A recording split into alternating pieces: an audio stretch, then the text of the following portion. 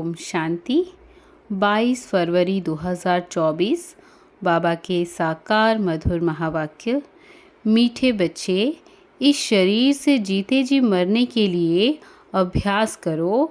मैं भी आत्मा, तुम भी आत्मा। इस अभ्यास से ममत्व निकल जाएगा। प्रश्न: सबसे ऊंची मंजिल कौन सी है? उस मंजिल को प्राप्त करने वालों की निशानी क्या होगी? उत्तर: सभी देहधारियों से ममत्व टूट जाए, सदा भाई भाई की स्मृति रहे, यही है ऊंची मंजिल। इस मंजिल पर वही पहुंच सकते हैं जो निरंतर देही अभिमानी बनने का अभ्यास करते हैं। अगर देही अभिमानी नहीं तो कहीं ना कहीं फंसते रहेंगे, या अपने शरीर में या किसी न किसी मित्र संबंधी के शरीर में। उन्हें कोई की बात अच्छी लगेगी या कोई का शरीर अच्छा लगेगा। ऊंची मंजिल पर पहुंचने वाले जिस्म माना देह से प्यार कर नहीं सकते, उनका शरीर का भान टूटा हुआ होगा। ओम शांति। बाबा कहे, रूहानी बाप रूहानी बच्चों को कहते हैं, देखो मैं तुम सभी बच्चों को आप समान बनाने आया हूँ। अब बाप आप समान बनाने कैसे आएंगे? वह है निराकार। कहते हैं मैं निराकार हूँ। तुम बच्चों को आप समान अर्थात निराकारी बनाने, जीते जी मरना सिखलाने आया हूँ। बाप अपने को भी आत्मा समझते हैं ना। इस शरीर का भान नहीं है। शरीर में रहते हुए भी शरीर का भान नहीं है। यह शरीर उनका तो नहीं है ना। तुम बच्चे भी इस शरीर का भान निकाल दो। तुम आत्माओं को ही मेरे साथ चलना है। यह शरीर जैसे मैंने लोन लिया है, वैसे आत्माएं भी लोन लेती हैं पाठ बजाने के लिए। तुम जन्म जन्मांतर शरीर लेते आए हो। अब जैसे मैं जीते जी शरीर में हूँ, परंतु हूँ तो न्यारा अर्थात मरा हुआ। मरना शरीर छोड़ने को कहा जाता है। तुमको भी जीते जी इस शरीर से मरना है। मैं भी आत्मा, तुम भी आत्मा। तुमको भी मेरे साथ चलना है या यहाँ ही बैठना है? तुम्हारा इस शरीर में जन्म जन्मांतर का मोह है। जैसे मैं अशरीरी, तुम भी जीते जी अपने को अशरीरी समझो। हमको अब बाबा के साथ जाना है। जैसे बाबा का यह पुराना घर है, तुम आत्माओं का भी यह पुराना घर है। पुरानी जुत्ती को छोड़ना है। जैसे मेरा इसमें ममत्व नहीं है, तुम भी इस पुरानी जुत्ती से ममत्व निकालो। तुमको ममत्व रखने की आदत पड़ी हुई है, हमको आदत नहीं है। मैं जीते जी मरा हुआ हूँ, तुमको भी जीते जी मरना है। मेरे साथ चलना है तो अब यह प्रैक्टिस करो। शरीर का कितना भान रहता है, बात मत पूछो। शरीर रोगी हो जाता है तो भी आत्मा उसको छोड़ती नहीं है। इससे ममत्व निकालना पड़े। हमको तो बाबा के साथ जाना ज़रूर है। अपने को शरीर से न्यारा समझना है। इसको ही जीते जी मरना कहा जाता है। अपना घर ही याद रहता है। तुम जन्म जन्मांतर से इस शरीर में रहते आए हो, इसलिए तुमको मेहनत करनी पड़ती है। जीते जी मरना पड़ता है। मैं तो इसमें आता ही टेम्परेरी हूँ। तो मरकर चलने से अर्थात अपने को आत्मा समझकर चलने से कोई भी देहधारी में ममत्व नहीं रहेगा। अक्सर करके किसी न किसी का किसी में मोह हो जाता है, बस उनको देखने बगैर रह नहीं सकते। यह देहधारी की याद एकदम उड़ा देनी चाहिए, क्योंकि बहुत बड़ी मंजिल है। खाते पीते जैसे कि इस शरीर में हूँ ही नहीं, यह अवस्था पक्की करनी है, तब 8 रत्नों की माला में आ सकते हैं। मेहनत बगैर थोड़े ही ऊंच पद मिल सकता है। जीते जी देखते हुए समझें कि मैं तो वहाँ का रहने वाला हूँ। जैसे बाबा इसमें टेम्परेरी बैठा है, ऐसे अब हमको भी घर जाना है।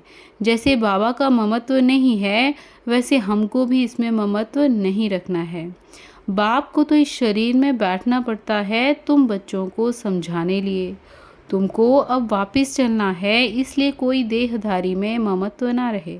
यह फलानी बहुत अच्छी है, मीठी है, आत्मा की बुद्धि जाती है ना। बाप कहते हैं शरीर को नहीं, आत्मा को देखना है। शरीर को देखने से तुम फंस मरेंगे। बड़ी मंजिल है, तुम्हारा भी जन्म जन्मांतर का पुराना ममत्व है, बाबा का ममत्व नहीं है। तब तो तुम बच्चों को सिखलाने आया हूँ। बाप खुद कहते हैं, मैं तो इस शरीर में नहीं फंसता हूँ, तुम फंसे हुए हो। मैं तुमको छुड़ाने आया हूँ।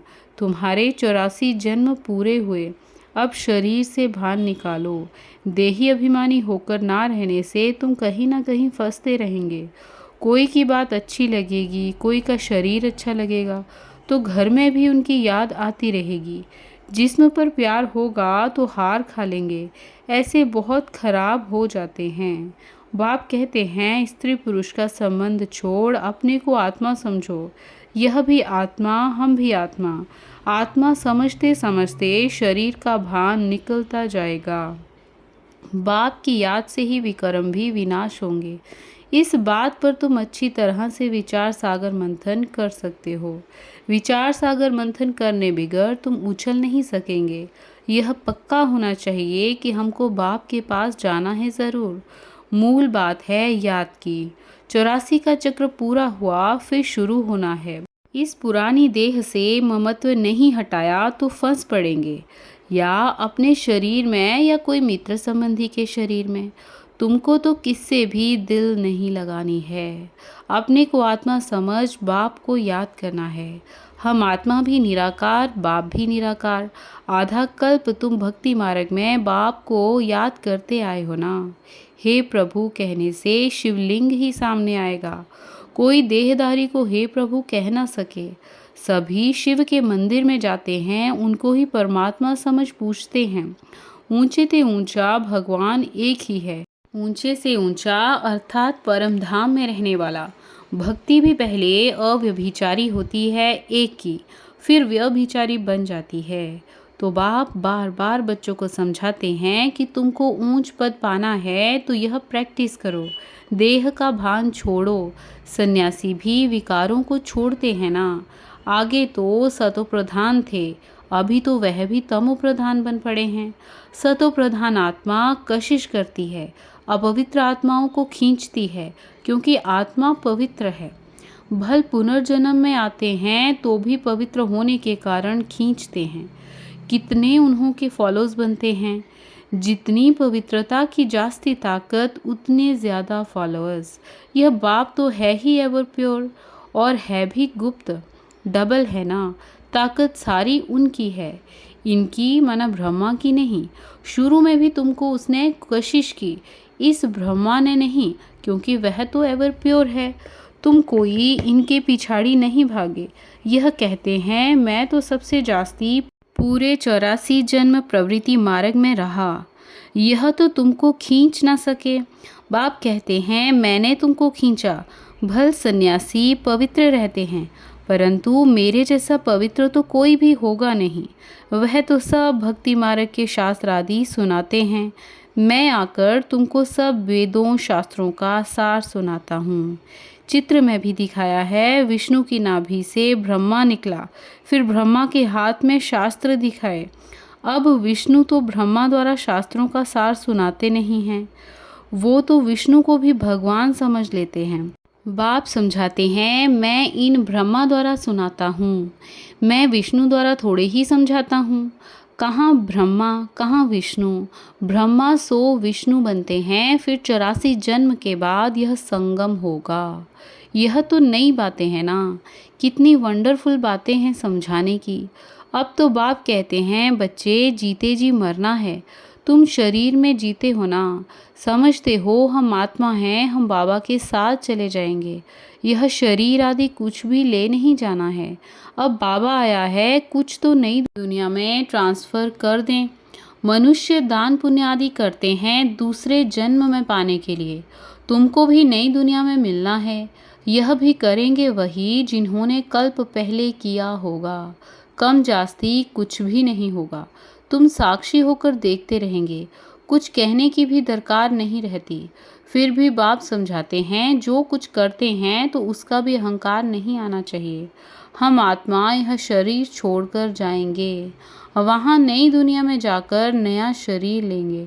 गाया भी जाता है, राम गयो रावण गयो। रावण का परिवार कितना बड़ा है, तुम तो मुट्ठी भर हो। यह सारा रावण संप्रदाय है, तुम्हारा राम संप्रदाय कितना थोड़ा होगा, 9 लाख। तुम धरती के सितारे हो ना, माँ बाप और तुम बच्चे। तो बाप बार बार बच्चों को समझाते हैं कि मर जीवा बनने की कोशिश करो। अगर किसको देख कर बुद्धि में आता है यह बहुत अच्छी है, बहुत मीठा समझाती है, यह भी माया का वार होता है। माया ललचा देती है, उनकी तकदीर में नहीं है तो माया सामने आ जाती है। कितना भी समझाओ तो गुस्सा लगेगा। यह नहीं समझते हैं कि यह देह अभिमान ही काम करा रहा है। अगर ज़्यादा समझाते हैं तो टूट पड़ते हैं, इसलिए प्यार से चलाना पड़ता है। किससे दिल लग जाती है तो बात मत पूछो, पागल हो जाते हैं। माया एकदम बेसमझ बना देती है, इसलिए बाप कहते हैं कभी कोई के नाम रूप में नहीं फंसना।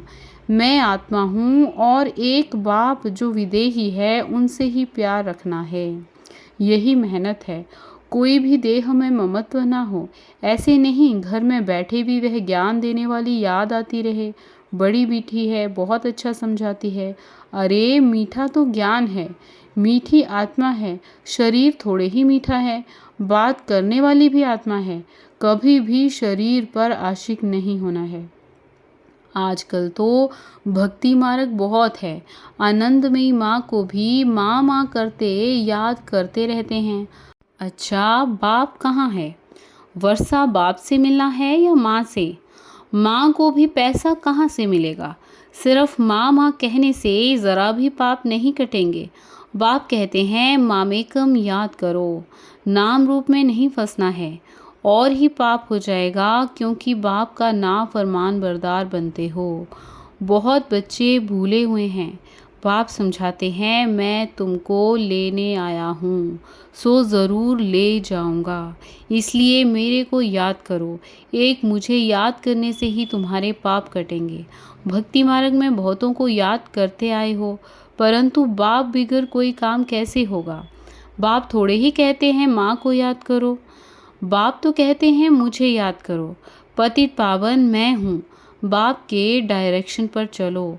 तुम भी बाप के डायरेक्शन पर औरों को समझाते रहो। तुम थोड़े ही पतित पावन ठहरे।